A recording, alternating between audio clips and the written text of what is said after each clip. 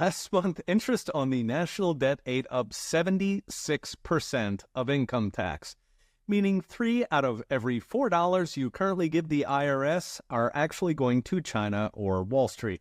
The numbers come from my based colleague EJ Antoni, who sources directly from the Office of Management and Budget. They report that for the month of June, the U.S. government collected $185 billion in individual income taxes, and it spent $140 billion on debt interest. So 3 out of every $4 straight out the back door. Elon Musk noticed, adding, quote, "I'm glad 76% of the income tax I pay goes directly to important things like interest on past government incompetence." On an annual basis, that's up 8 points in a single year. And if it keeps up, the federal government will be paying more in debt interest than it collects in income tax in, about 6 years and 9 months. What's going on, everyone? We're going to be talking about the national debt surpassing $35 trillion. Trillion dollars. And I wanted to talk about it because I didn't hear much people discussing this on the news. And, I'm an economy guy, so I like to talk about the economy. So you saw from the intro, the guy in the intro gave this perfect analogy that 76% of our income tax are going just to pay debt alone. This is a problem, right? And as you can see, Elon Musk retweeted this. Since January 2020, the debt has ballooned by 50% from 23 trillion to 35 trillion. We added $12 trillion in the form of an administration. Now, all the liberals are going to come in, Trump did the same thing. Trump did that because of COVID. And it was co-signed by both political parties, not just Donald Trump. So the idea that you want to put all the fact that the $1 trillion of debt was on Trump's shoulders is a lie. Our government is incompetent when it comes to managing resources. This is the reality a lot of people need to come to terms with, right? It's the Thomas Sowell quote that I always quote to myself. Stop looking for saviors. There's no saviors here. Interest on the debt also skyrocketed with higher rates, averaging around 5% lately. Interest on debt is on pace for 1.5 trillion next year, which is what the intro guy in the intro is warning about. About 30% of all government revenue collected in total. Wow. Right? And if you look from my NewsGuard, my bias reporter, across 19 sources, 88% of them are on the right and 12% on the center. Guess who's not covering this at all? Left-wing news outlets, right? And this is why I'm talking about political bias. The Democrats don't know what the hell's going on, right?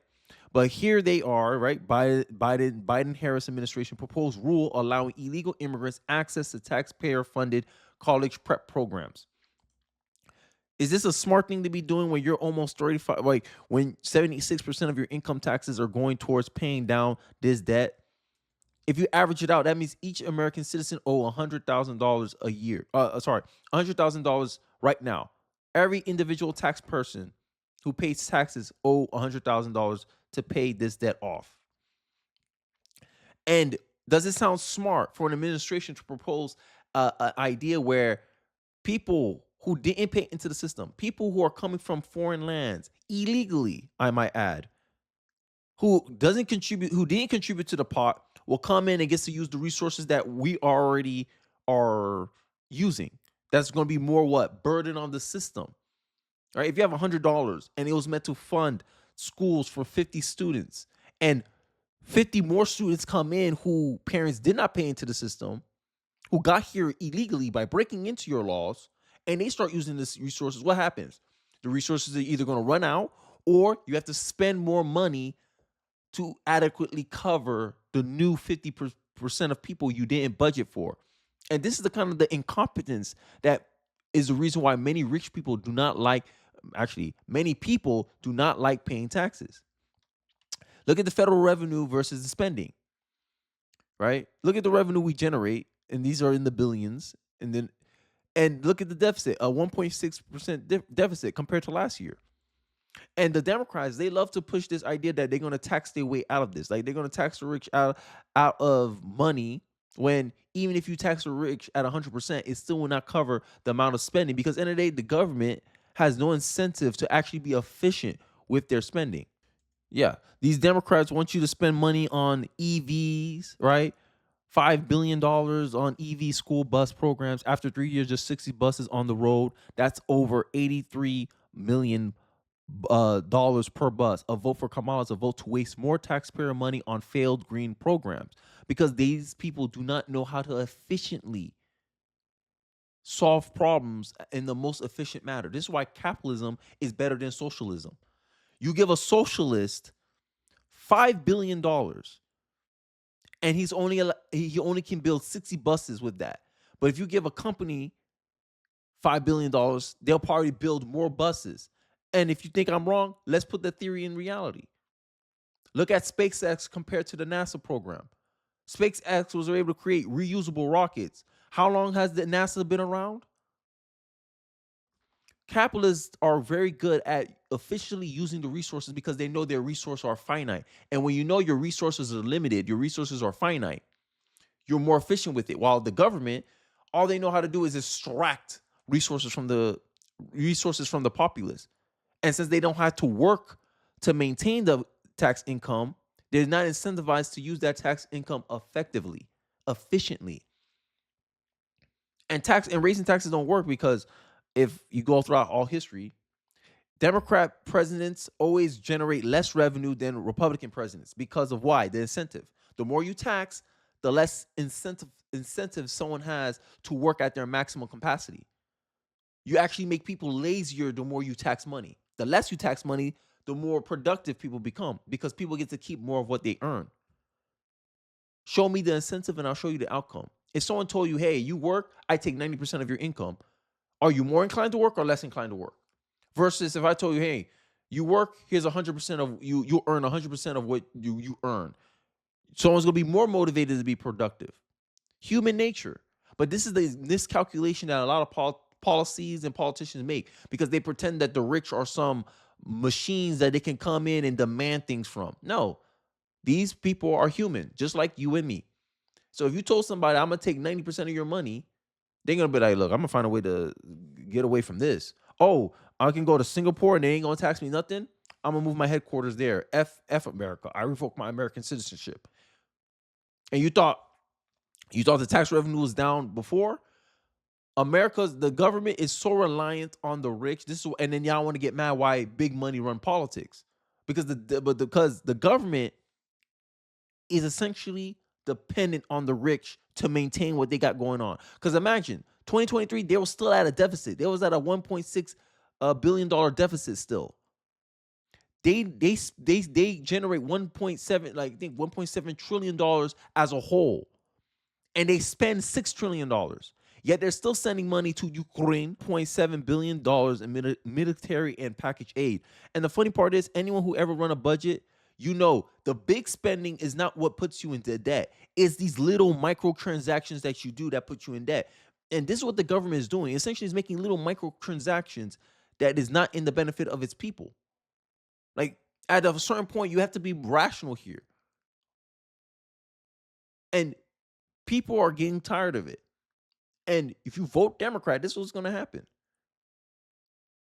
If they say, "Oh, we're going to do universal health care," how much is that? How much is that going to cost? I already showed you the chart with the deficit, right? Let's go through it a little bit. Almost $658 billion are used for just the interest. Soon that's going to be over $1 trillion per year on interest, starting next year possibly. Medicare plus Obamacare, and then you got Medicaid at the bottom.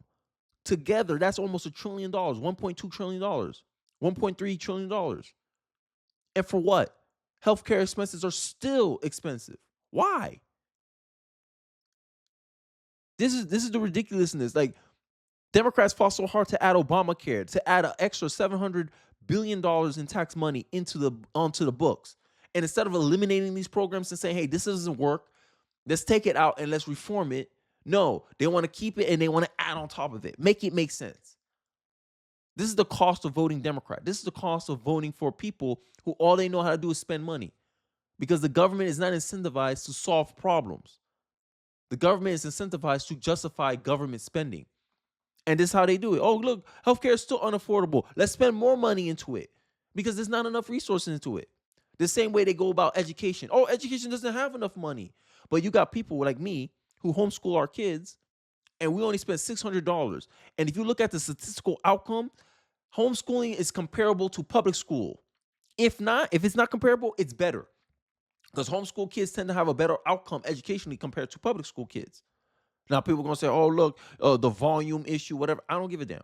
All I'm saying is to get the same quality of education to a public school, I only spent $600, while the government, depending on your state, on average spends $6,000 on every kid that goes to public school, 76%. So you spend 10 times more money to give the same level of education that I can give my kid for $600. And why you're against a school choice again? Because if you give me my tax money, my $6,000, and you let me manage it, I can give my kid a way better education than me sending them off to some public school to get some generalized education that doesn't produce good outcomes for the majority of students. And this is the problem I have. The Department of Education came in before the Department of Education was number one in education.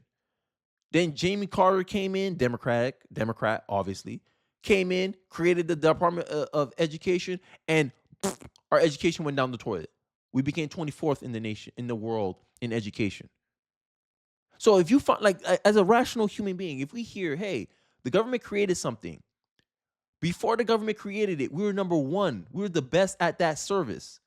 Then the government created something. Now we're 24th of that service. Wouldn't you say, hey, it's time to like remove the Department of Education? We need to do something to it. It can't just stay the way it is. And not only does the Democrat want to keep the Department of Education as it is, they want to add more money into it. Make sense. Oh, we want to put more spending towards children education. That sounds good, but look at the implementation of it. It's a waste of resource. But no one wants to be efficient because the government is not incentivized to be efficient. In my argument as a conservative, the Department of Education is doing exactly what it's paid to do: indoctrinate your kids, condition your kids in a political ideology that makes them more susceptible to Democrat messaging. That's the reality. If you look at schools, I already did a video about bias with Google. All these college schools, these college institutions, they're essentially liberal ideological camps. They're churches, essentially, ideological churches, these colleges, public schools, conditioning your kid to think in a liberal worldview, in a progressive left-wing worldview. And you wonder why socialism is as popular as capitalism in this day and age. Because it seemed like that's how the Democrats intended it to be. And this is why politicians continue to support it. Democrats supporting college is like conservatives supporting the church. And it's funny that a lot of people in the middle don't see this. Now, I'm going to leave off on this video here with Thomas Sowell talking about why the left love to spend money. Let's take a look. Everybody is talking about how much money the government is spending, but very little attention is being paid to where they are spending it or what they are buying with it. The government is putting money into banks, even when the banks don't want it, in hopes that the banks will put it into circulation. But the latest statistics show that banks are lending even less money now than they were before the government dumped all that cash on them. Even if it had worked, putting cash into banks in hopes that they would put it into circulation seems a rather roundabout way of doing things, especially when the staggering sums of money involved are being justified as an emergency measure. Spending money for infrastructure is another time-consuming way of dealing with what is called an immediate crisis. Infrastructure takes forever to plan, debate, and go through all sorts of hearings and adjudications before getting approval to build from all the regulatory agencies involved. Out of $355 billion newly appropriated, the Congressional Budget Office estimates that only $26 billion will be spent this fiscal year, and only $110 billion by the end of next year. Using long, drawn-out processes to put money into circulation to meet an emergency is like mailing a letter to the fire department to tell them that your house is on fire. If you cut taxes tomorrow, people would have more money in their next paycheck, and it would probably be spent by the time they got that paycheck through increased credit card purchases beforehand. If all this sound and fury in Washington was about getting an economic crisis behind us, tax cuts could do that a lot faster. None of this is rocket science, and Washington politicians are not all crazy, even if sometimes it looks that way. Often, what they say makes no sense because what they claim to be doing is not what they are actually doing. No matter how many times President Barack Obama tells us that these extraordinary times call for swift action, the kind of economic policies he is promoting take effect very slowly. I'll leave the link to this video below because I feel like this 4-minute video, everyone needs to see why the left love to spend money. So the left love to talk about how, oh, we need to pass something, we need to do something, yeah, we're gonna pass this bill, but it takes almost what years for that spending to actually go into effect to actually build stuff.